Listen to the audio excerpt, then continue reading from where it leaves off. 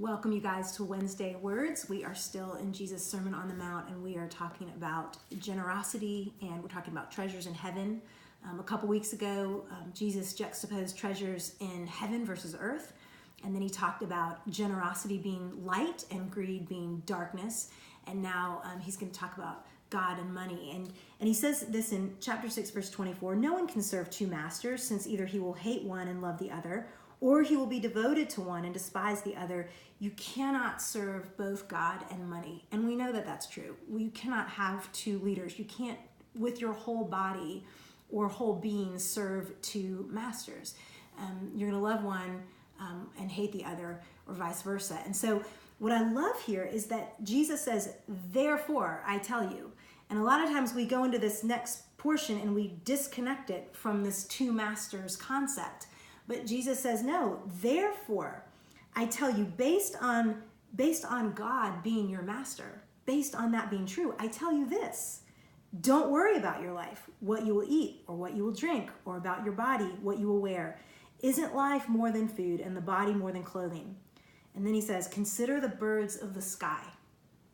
They don't sow or reap or gather into barns, yet your heavenly Father feeds them. Aren't you worth more than they are? So if God is your master, Jesus says, therefore, if that's true, then I want you to do something here. First of all, I don't want you to worry, and I want to show you something. I want you to consider the birds. Now, I don't know how often you've taken a walk and you've thought, I'm just going to consider the birds right now. It's just not something that I've done in a while. But I was watching this documentary a few months ago on the puffin, and that is because I have no life, and so that's why I was watching this. And the puffin actually works incredibly hard for its food. If I were to consider the puffin will fly like miles out over the ocean to get fish for its children, and it goes down into the water, it dives deep, it has to get around other predators. Then when it comes back with the fish in its mouth, there are these like pirate vultures that try to pull the fish out of its mouth. I mean, it is this crazy journey. And if I'm to consider the puffin, I don't think there was a puffin around when Jesus was talking at this particular place, but if I were to consider that, I would think, well, that the bird works really hard. And I think Jesus would say, you're right. I'm not talking about not working hard. What he says is that birds don't sow or reap or gather into barns. He's saying that they're not thinking about it. They're not worrying about it. They're not planning for it.